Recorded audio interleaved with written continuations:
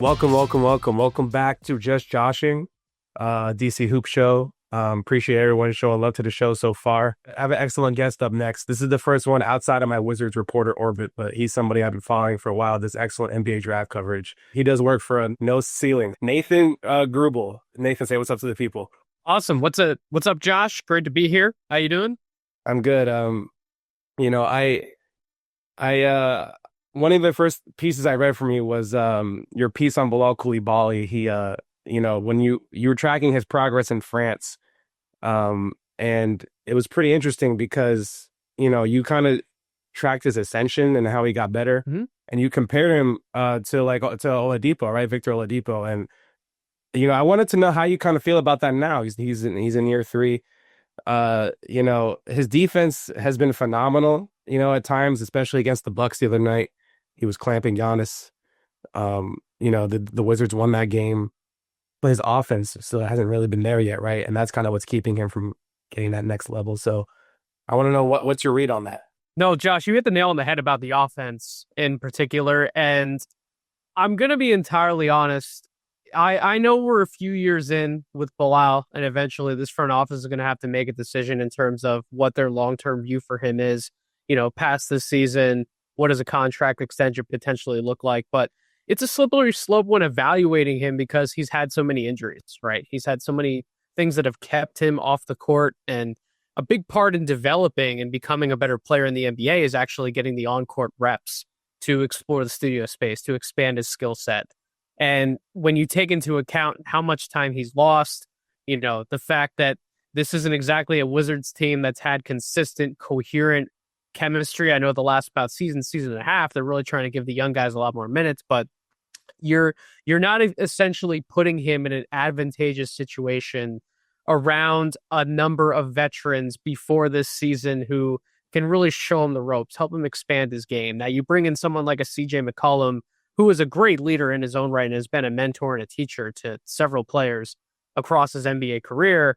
And I just wonder if you give Bilal a little more time to marinate and really cook on his game, what can that look like? Because we haven't seen the same growth pattern that you mentioned that I tracked overseas before he came into the NBA. He was on a rising upward trajectory at a fast pace over the last 18 months before he got to the NBA. Like I said, I think the injuries, some of the things that are going on the court, some of the team dynamics, I think have taken away from some of that growth. But let's make no mistake, though, we do have to call out some issues when we see them. Bilal's rim finishing in particular has taken a massive step back this season. He's about 50% at the basket, which rates really low in the NBA among wings. And you would think someone with Bilal's physical tools, 6'7", 6'8", 6'6", somewhere in there, with his ability to explode, attack the basket, unless he has a straight line drive to dunk the ball home, he's really struggled as a finisher. We knew the jump shot was going to be a work in progress. The mid-range game is essentially non-existent right now. Those are some things that I think he's going to have to fix, apart from the three-point shooting, which we knew was going to be something that was a work in progress coming in, that he has been a much better unguarded catch-and-shoot shooter. He's struggled on guarded catch-and-shoot shots. And I just think without that mid-range game, without that finishing ability, he's going to be an offensive liability, even though you can see some of the other areas of growth. Like, he has some passing sense. He can make the right reads. He can run pick and roll. The Wizards force-fed him a lot of pick and roll opportunities last year to really develop more of his on-ball game. So without some of those key components, it gets really difficult evaluating him, because a lot of these defensive first guys who don't have that reliable offensive game, they end up coming off the bench at different points in their career. And if Bilal's going to be maybe a super six man or like a top 8, top 9 guy, one of the first guys you can bring off the bench, but he's not that starter caliber or better player, it's going to be really interesting to see what that Washington front office decides to do with a potential extension and how that's going to work itself out, over the next 12, 18 months. Yeah, that's exactly right. Because this is why that's why this year was so important for him, is because he could get an extension next offseason, right? It's the first offseason that he could get one. He's on the hook for one. And it's just, I think they're going to want to extend him in some form or fashion. It's just a matter of like how much for how long, right? And I just don't think it's going to be like a big time contract if he doesn't improve his what's he shooting from three? 26.8%, right? For Mhm. for someone at his position for a wing guard, that's not really what you want. In today's NBA, everyone has to kind of be at a decent level of 3-point shooting. I think he's like 5% below the guard average or something like that, or might be more, but it's pretty sizable. Um, and the thing is, his defense is so great that he kind of has a path to getting minutes anyway. But it's just like he could be so much more than just a role player if that jumper and that overall offense gets to that level. I was talking to Brian Keefe, head coach, recently, and he's like, yeah, he's been doing a good job of getting into the paint and then kicking out to open shooters, and that's helped us get threes going. That's a great thing, right? And that shows that he can pass the ball, like he can do things on offense that's not just shooting. But at the end of the day, like it's just kind of how the NBA has been ever since, like Steph Curry and Clay started taking over 10 years ago. Was like you have to be able to hit threes at a decent rate, or else it's just going to be hard to max out your potential, right?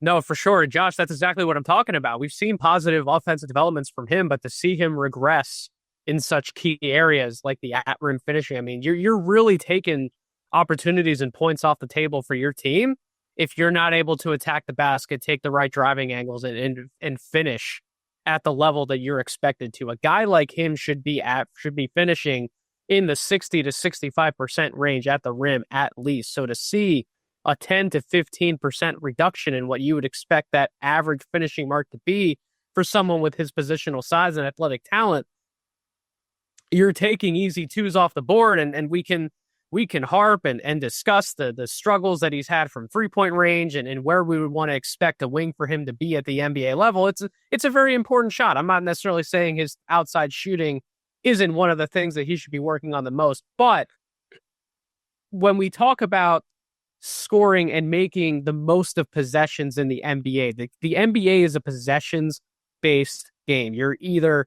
converting or you're giving up an easy look, giving the other team an opportunity to get a defensive rebound, take that miss to the other end, and go score a basket. So it's one thing you can look to take the three, but if you can't at the very least walk away with an easy two, I mean, 3 is greater than 2, but 2 is greater than 0. So if Bilal's not making the most of those opportunities for his team when he's getting those easy runouts, that to me is a red flag that maybe something's just not still right with him physically. Maybe he's working through something. I don't necessarily know that answer because I'm not around him every single day. But that to me would be the first thing. If I'm in that Wizards front office or I'm on that Wizards coaching staff, that would be the first thing that I would want to work on for him because he's the type of guy. He's always been an explosive athletic driver. Build your game inside out, not necessarily outside and in. And once we can maybe figure out what's going on with the at-rim finishing, then we can work on expanding some of the mid-range game a little more, which was one of the most exciting things about his overseas tape before he got to the NBA. It was a big reason why I made that Oladipo type of comp and why I was so high on him coming into that draft was because you saw that mid-range game evolving. So that to me would be step 2 is figuring out, once he accepts that initial screen, if they're going to have him continue to run a lot of pick and roll offense when he has the ball in his hands, can he take those 1-2 dribbles, get inside around that free throw line area and knock down that jump shot if the defense is going to give him space? And then step 3 is obviously how much can he provide as a 3-point shooter, be it catch and shoot looks? Are you getting him a number of corner shots, which are the easiest shots to make from 3 in the NBA?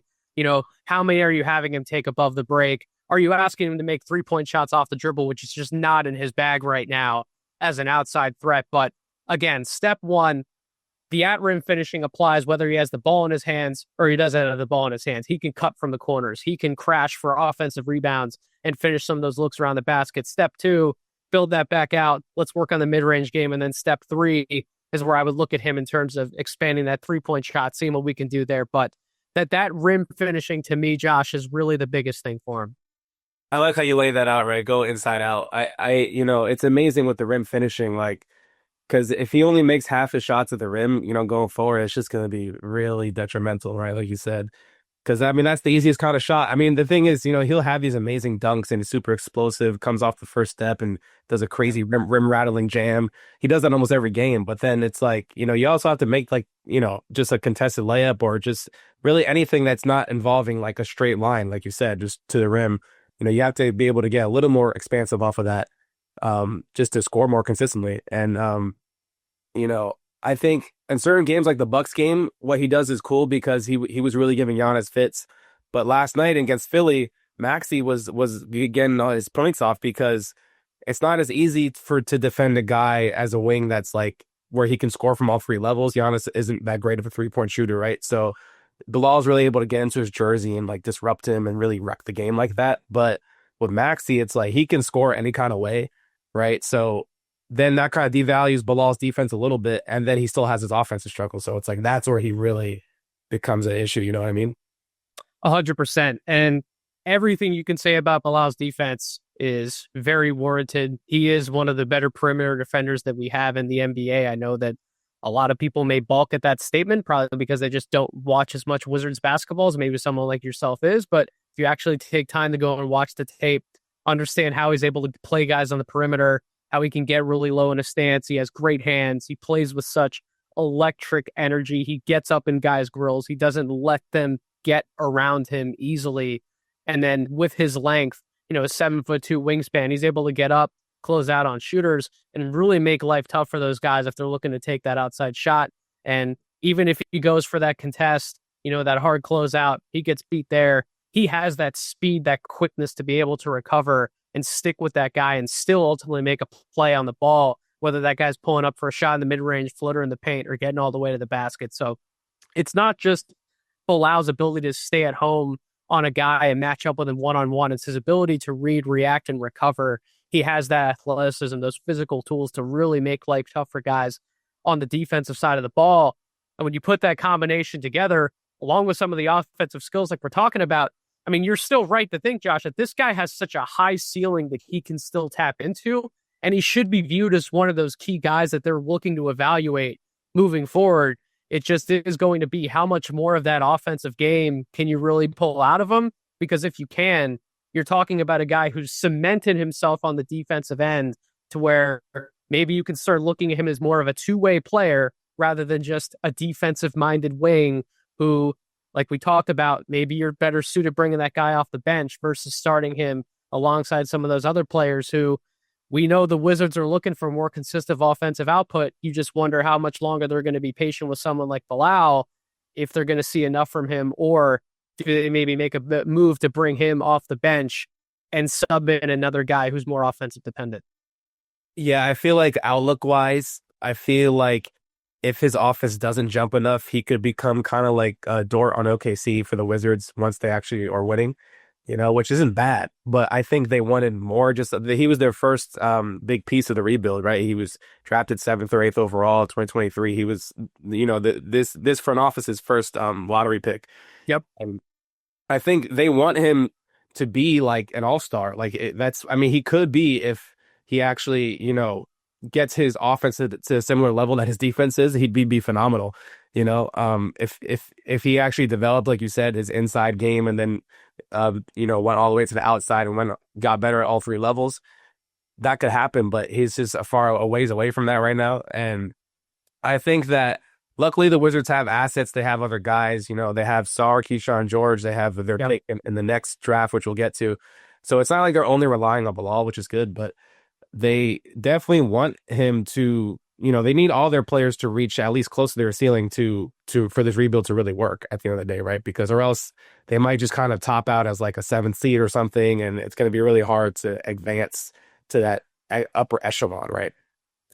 100%. And we can look at Bilal, and certainly you want to see more growth from him. Like you mentioned, he was a priority lottery pick, that very first one that this new front office made. But in my opinion, there might be some other bigger holes on the roster that I think they need to address. Like, for example, the point guard position to me is very fascinating to watch with this Washington Wizards team as we move forward. We know CJ's manning that spot now.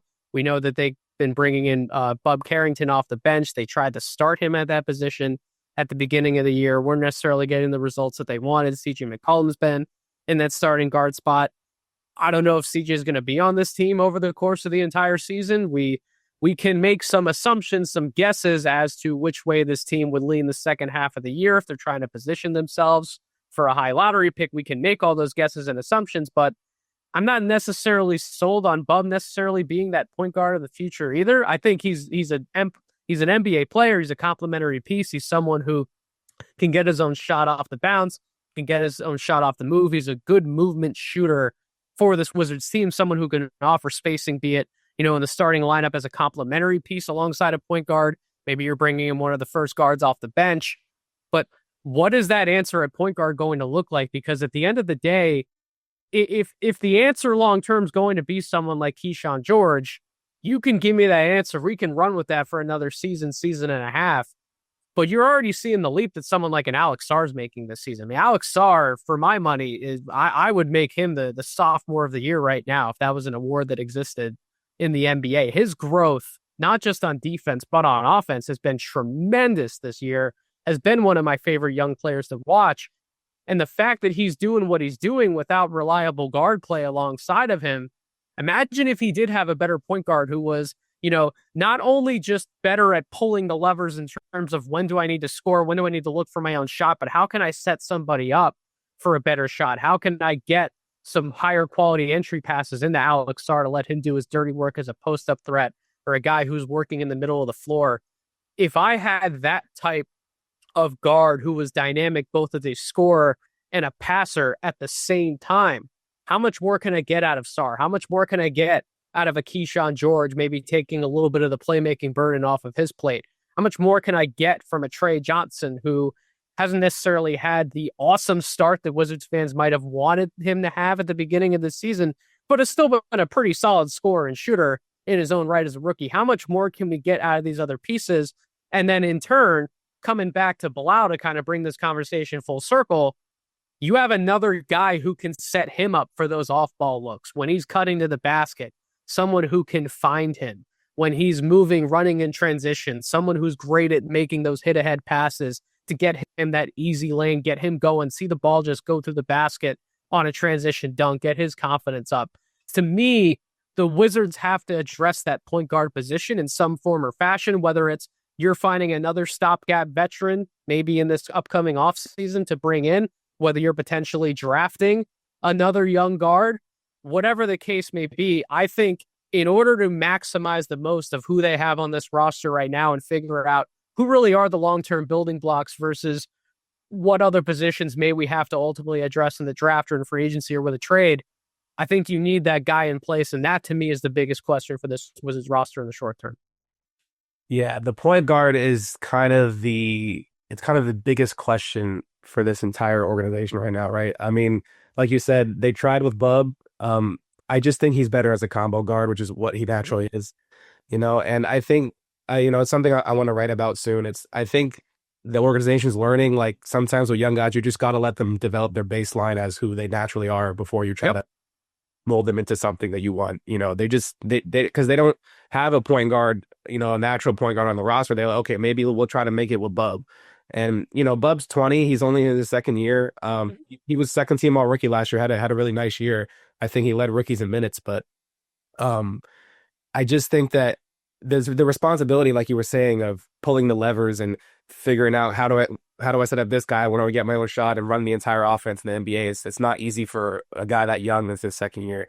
For sure. And here's the thing with Bub, Josh, is that it's not that he can't do some of those quote unquote point guard things that a team may be asking him to do. Bub will have games where he has like 7, 8, 9 assists to only 1 or 2 turnovers, and you're seeing him really balance the game as a floor general. But then as a shooting threat, he's only 2 of 7, 3 of 8. He's not efficient. Whereas he'll have other games where he's 8 of 12 from the field, lighting it up from 3-point range, but then you're not seeing that same balance from him as an assist man. You see him get a little more sloppy, turning the ball over, not necessarily seeing some of those passing reads. It's almost as if right now you can ask him to do one or the other, but you can't ask him to do both at the same time. And he is still a young player that's growing. I really like his defensive upside as a 6'5" guard with some length as well. I like a lot of things that he brings to the table. It's just until he gets to that point, or to what you're saying, you figure out maybe he's not best suited for that role. Let's try and use him in another way.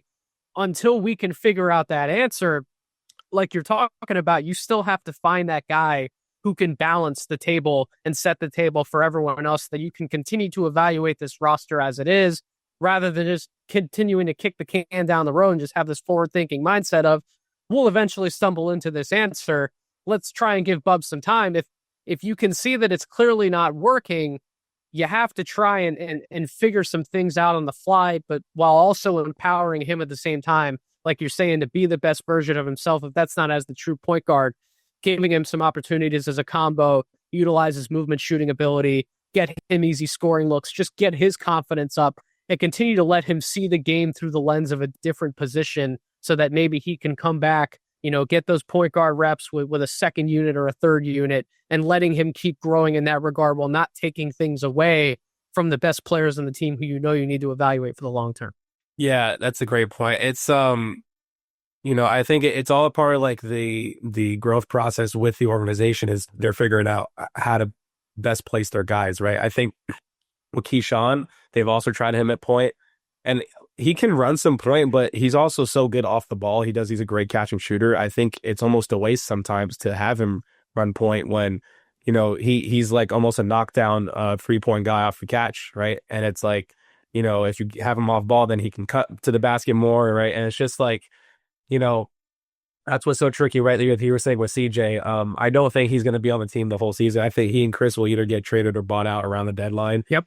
And, then they'll fully transition to the young guys, and that'll be interesting.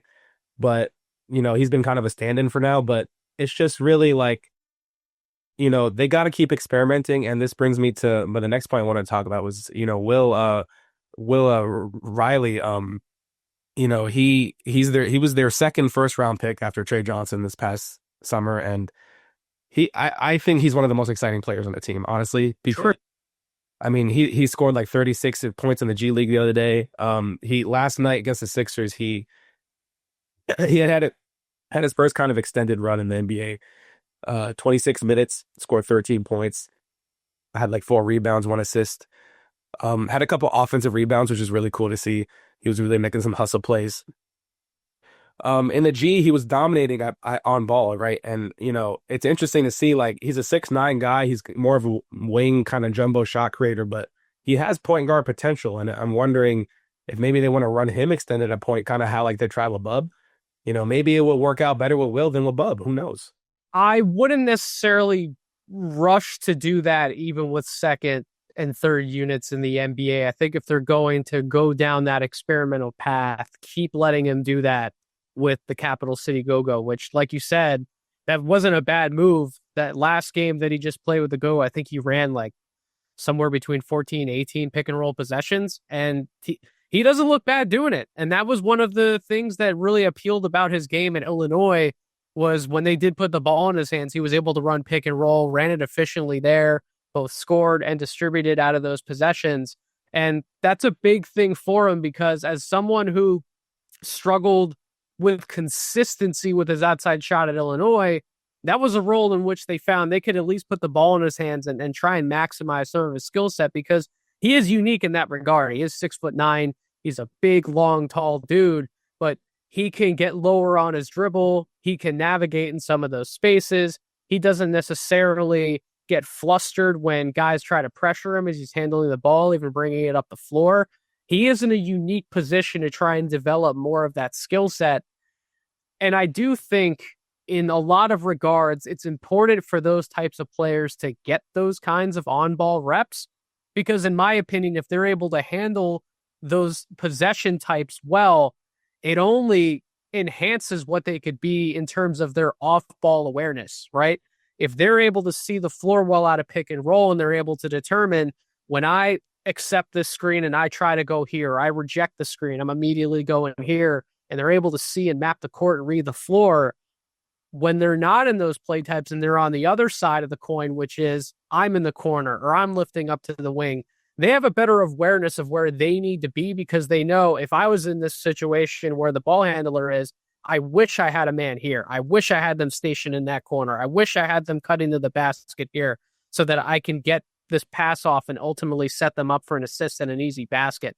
I think when you build out those skill sets and players, whether they're going to play on ball or off ball long term in their NBA careers, you're just building up their knowledge base and their comfort level and their awareness within the offensive flow of how the coach wants this team structured when everyone's on the floor. So I think in the short term, giving him those reps with the go-go is an awesome thing for his long-term development. And then when he is coming into an NBA game, finding ways to utilize him as a movement shooter, as someone who's working in secondary actions, getting a handoff, finding ways to get him on the move when he's catching the ball and getting him downhill, rather than just having him be that second unit pure point guard. I'm going to come in and run 10 to 15 pick and rolls against NBA level defenders. That might be a little much for him right now, because as much as I said at the G League level, he's not being hounded. He wasn't necessarily getting flushed with a lot of that pressure coming at him. The NBA is a different animal than the G League defensively. Well, like when you're evaluating the G League, guys who can defend, guys who rebound, guys who have positive assist to turnover ratios, they're better decision makers. Those are the guys who end up getting converted off of their two-way contracts to standard deals.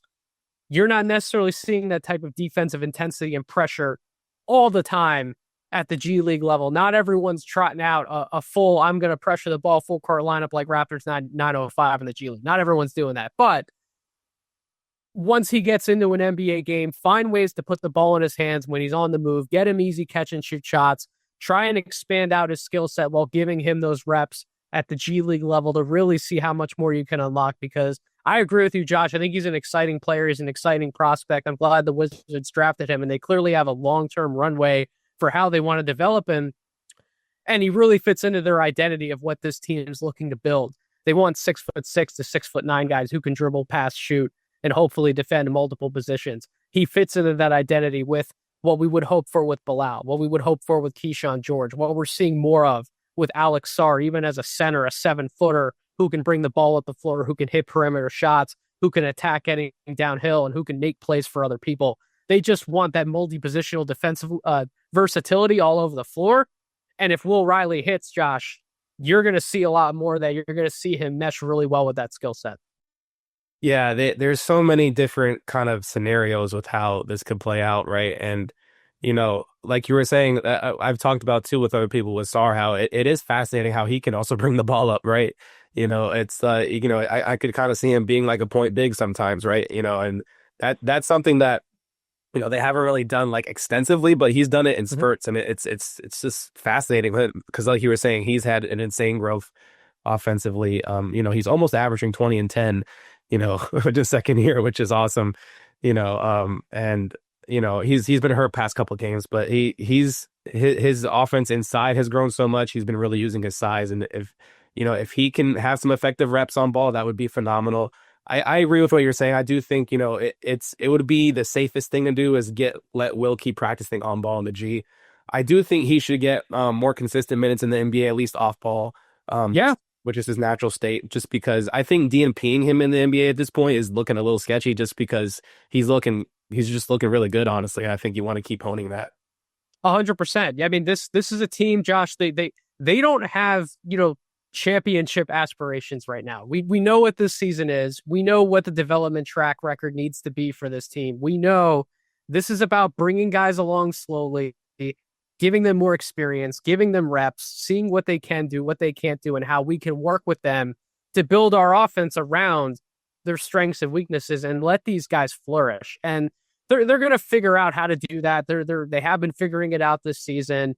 Whether it's CJ and Chris Middleton, whether it's 2 different guys or 3 different guys they'll have on the team next year, they're going to keep building this thing and figuring it out. But to your point, if you're not playing guys like Will Riley, given the circumstances that you find yourself in, you're only doing him a disservice if you drafted him in the first round and you're not giving him those opportunities to grow. If he's going to make mistakes, this is the type of environment for him to fight through them, for you guys to work with him, see him, help him through that adversity, and figure out what type of player he can be on the other side. In order to figure that out, you've got to find ways to play him. Yeah, no, and I think, they got to keep figuring that out this season with Riley, experimenting with other point guard options.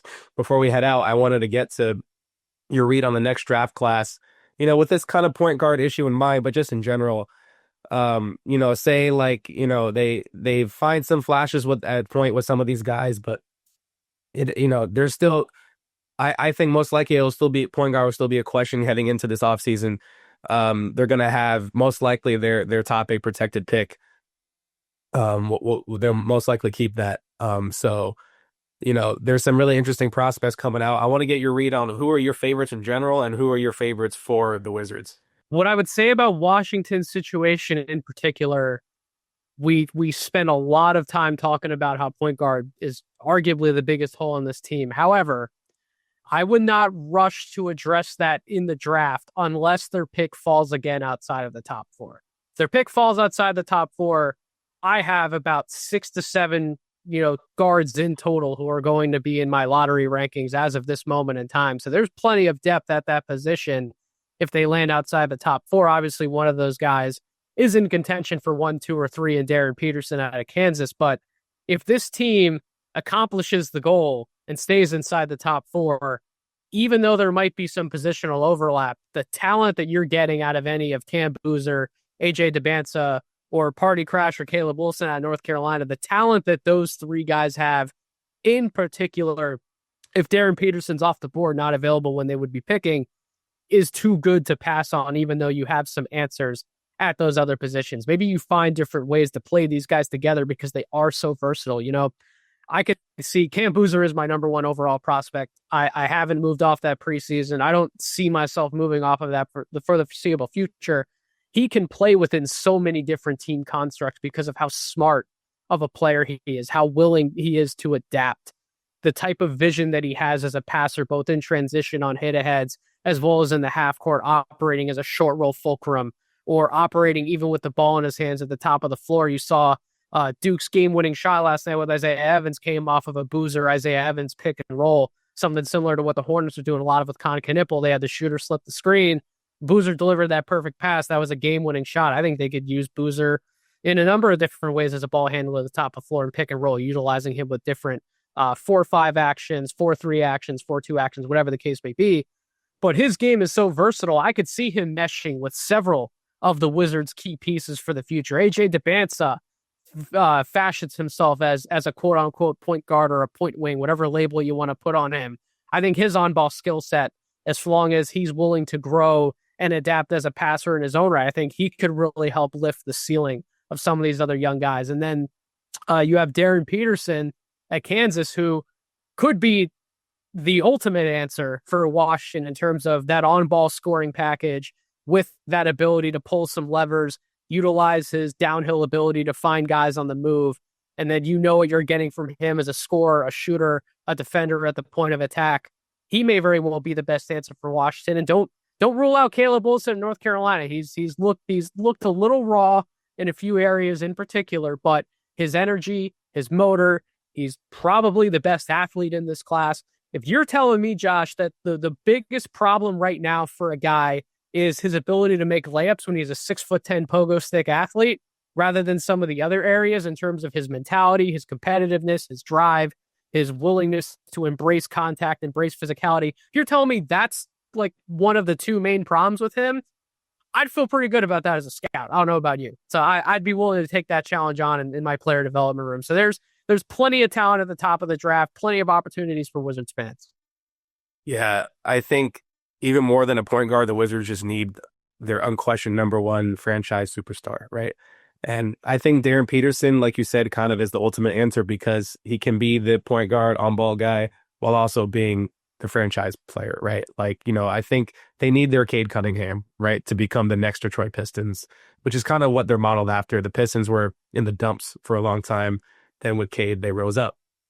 And I think, Darren Peterson is their ideal scenario, but I think Cam Boozer combined with Sarr would be one of the nastiest front courts in Washington history, honestly. So there's different ways they can go. But I agree that they shouldn't force the issue by just drafting for need, right? It should be the right situation. Draft best player available because you just need that star talent. 100%. You do not draft for need ahead of drafting the best player available. If the best player available matches your biggest need, that's a home run. You're threading the needle perfectly, but do not draft for fit overtaking who you feel is the best player available. That's one of the biggest mistakes that front offices make time and time and time again. I trust this Wizards front office to make the right pick if they have it this year. I really do. I really love what they're building in Washington. I think this is a great opportunity for this city to take a step forward as a basketball destination. If I was a Wizards fan and I interact with a lot of them on social media, I would be excited with what I'm seeing from these young guys. Just be patient, keep building it out. I don't love using the Philly phrase, trust the process all the time. I'm a Philly guy, but it's something along those lines. Just be patient and let this thing play out, slow build it. And then when the time is right, everyone will know when the time is right to cash in on some of those assets, maybe go get that superstar if they're not drafting them. Everyone will know when that time comes. But right now, do what you can for the young guys, continue to build out that roster around them, maximize, find the right guy to pull the levers, push and pull to evaluate the rest of the roster, and just keep building, take this draft in stride. And we'll see what happens in this upcoming summer league and beyond. I think that's a great place to end things. Nathan, thank you so much for joining. Love your insight. Definitely have to have you on again in the future. Please let the people know where they can find your work. Absolutely, Josh. It was a pleasure being on. You can find me on X/Twitter at Draft Deeper. You can find any of my written podcast work on NoCeilingsNBA.com. Do a podcast once a week on the Locked On NBA Draft with No Ceilings podcast channel. You can find that easily on YouTube. You can find my written work every Tuesday at NoCeilingsNBA.com. Josh, was a pleasure, man. Thank you so much. Thank you. Have a good one, brother.